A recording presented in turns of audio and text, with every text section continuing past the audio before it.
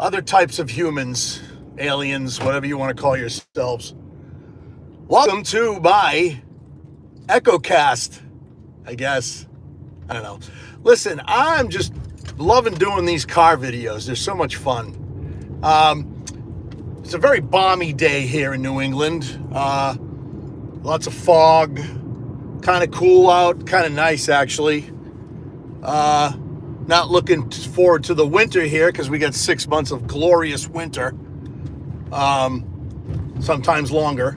But I'm still wearing short sleeve shirt. I will be until it gets real chilly. Ha! But anyway, I just want to talk a little bit about what Samurai was talking about, and that's the business end of music. I've been in the music business for a long time. I've made a little headway here and there, and I've also gotten screwed over pretty badly by different situations, money-wise, agent-wise, manager-wise. And, you know, I always seem to pull my bootstraps up and keep on going because that's what I like to do because I love music. And I try not to get deep involved in business because, business is tough in the music industry, and there's hardly any industry left because of Spotify and Apple Music and things like that. It's easier to get your content out there, with YouTube and Spotify and Apple Music and Tidal and all those other companies. But I'll be honest with you, it's not the same as it used to be. It's crazy. It used to be a situation where, you go out, and we used to put flyers on people's cars, and we used to get in trouble for posting them on telephone poles and trees and things like that to let people know where we were playing. This is when I was in bands, and solo wise, I went solo, and there wasn't a whole lot of stuff back then, with the web and stuff like that. So what's nice about today with social media is that you do get a chance to get the world out there, let the world know what you're doing and stuff, and I'm sitting in a hell of a traffic jam right now. Gotta love it. Anyway, it's kind of interesting because the music business is definitely changed. I'd say for the past maybe 15 years, it started to change, and, record industry started really picking up on the little guy, the young kid, the rapper, the Justin Biebers, the, Britney Spears kind of acts, because they know they could get some, longevity out of it as long as they're doing young and they're pumping up pop tunes, and, they're the moguls are making money, right? And the artist makes money too, but it's not like the old days, and I'm not trying to sound old or anything because I am old, but it's not like the old days, so with Spotify and Apple Music and Instagram, TikTok, YouTube, Facebook, X, all of those outlets allow us to reach out to the masses, and if we do it right, we can gain some momentum. What Samurai was saying about being a shill and stuff like that, it's like, I guess that's, what we're called if we accept gear from a company and we do a review on it, but as long as we keep it honest, and say, hey, I really don't like this, product, or I do like this product, or maybe the product's good, but there's a few flaws and things like that. That's cool. Back in the day, you had to get an endorsement to get things like that. And I know you still get endorsements today. But back in the day, you would get an endorsement, and, you would have to go jump through hoops, and you would have to be signed to a record label, and you'd have to have some type of distribution. And before a company like, I'll use Zildjian, for instance, Zildjian cymbals, they would endorse people only if they had a record label, and it's kind of shitty, to be honest with you, because those of us who were out there gigging musicians, we didn't have a chance to do that kind of thing. You wouldn't be able to get sponsored by anybody. Even, it's funny, even like, what do you call it? Even like, drumsticks, for instance. I wanted to get my own drumstick. I used to be a drummer. I still am a drummer. That was my trade. I played the drums in several bands. I was the lead singer in several bands. But I remember trying to get in, a sponsorship through Promac drumsticks.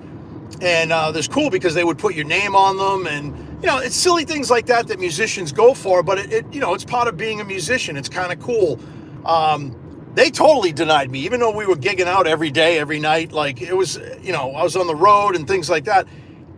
But I wasn't signed to a major label, we were independent, So now today, you still got to do things to get endorsements and stuff. But I think companies are more open now in their marketing department and their affiliation departments to give you things to try out and see if you like them. And, if you have a YouTube channel, you do a review on it, that kind of stuff, I can't really see again with everybody in the chat, but thank you for jumping in.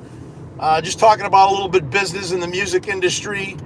Like I said, I've been screwed over. I've made headway. I've done music on the Discovery Channel. I've done 3 independent films. That was fun. I like doing film scoring. It's a lot of fun. But I've managed to do a lot of things that thanks. With a group of guys from Germany called Broken Window Theory, and they have a channel on Urbex Exploring, and I got a chance to write some music for their show. That was kind of cool. Very cool guys, very interesting channel. If you guys want to check it out, it's Broken Window Theory. They have merch. They have fantastic videographers and photographers. A lot of this stuff is in German, but they do have subtitles, and they explore all these different parts of Europe of just buildings and decay and things. And I just find that stuff fascinating. So I wrote to them and said, "Hey, can I write a piece of music for you guys?" And that turned into a couple of pieces of music. Super nice guys. I still send them stuff.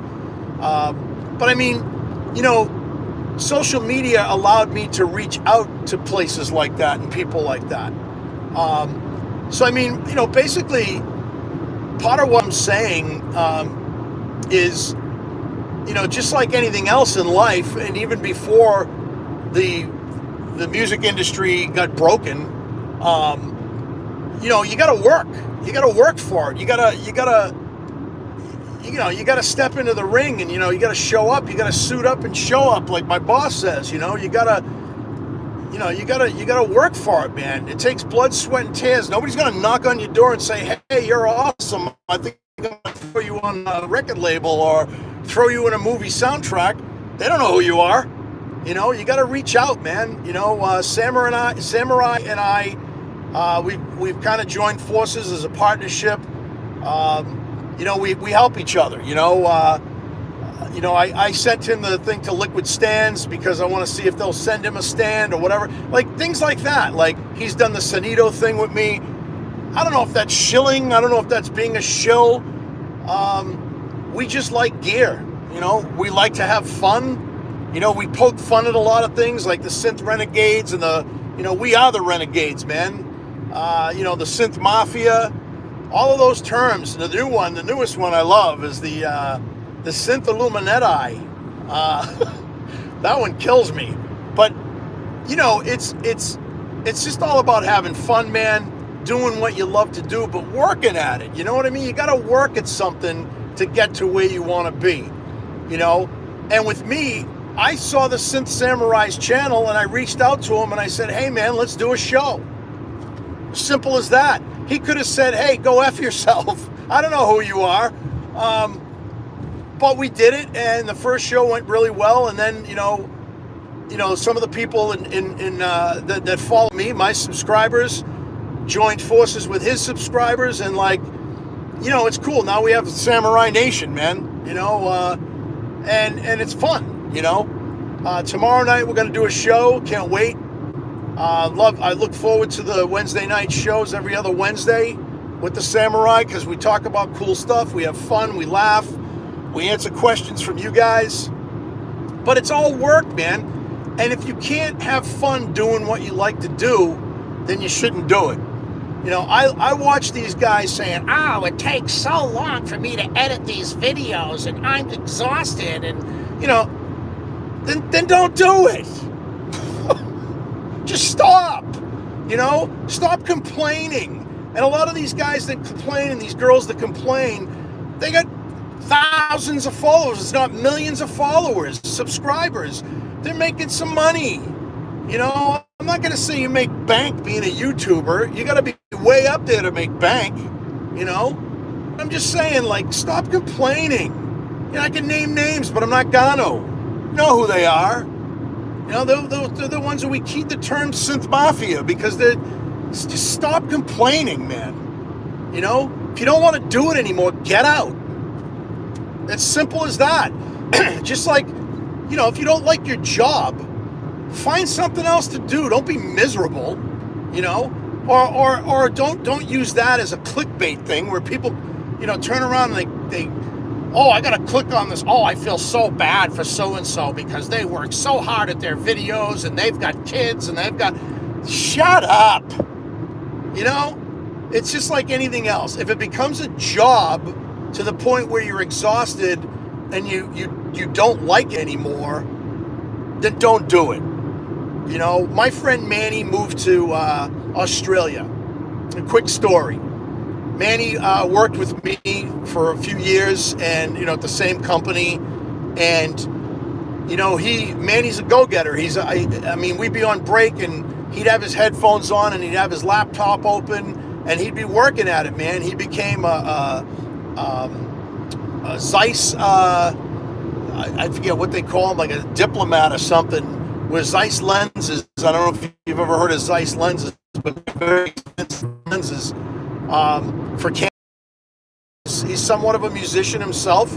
He makes ambient music. He's played bachata on the guitar, which is a Spanish type of music from the Dominican Republic. He's made documentaries on the people who started doing that stuff. And Manny always used to say to me, man, if you have a dream, follow it, And, it's a good inspiration for me. And Synth Samurai's a lot like that, But Manny moved to Australia. He said, I'm out. One day he says, I gave my resignation. I'm out. I'm moving to Australia, and I'm going to do my thing. And it's been, 2 years now? He's been living in Australia. He loves it there. He's making money. He's living the life he always wanted to live. And he's doing stuff with cameras, photography, videography. He's finished a movie. He's doing it. I had another friend, Olivia, who I worked with, Olivia B. She kept saying, I want to do something. And me and Manny says, well, find what you love to do and do it. And she left work and she became an actress, and she's been doing great. I'm not saying, quit your jobs and just do music. You can do that. You better have some money in the bank, because I'm going to tell you right now, making music for a living is not easy. So there are other things you can do. There are other avenues you can go. There's other passions that you might have. I used to watch a ton of Gary Vee videos and, read his books. Gary Vee's amazing. Some people don't like him because he swears too much. Whatever. Grow up. I think Gary Vee's very inspirational. I've learned a lot from him. But yeah, man, take the bull by the horns, do something you love to do. And even if it's a side hustle, Who cares? Side hustles sometimes turn into big business. I've seen it happen, you know. But anyway, I'm almost at the salt mine, as Samurai says, and I just wanted to talk a little bit about business and passions and doing things that you love to do. And I wish I could read all this stuff in the chat. I wish I could answer some questions, but I'm driving and my old eyes can't see that small text on my phone. Sorry, guys. But I love you all, and thank you for tuning in. You know, and like I always say, stay frosty, stay creative. Peace out.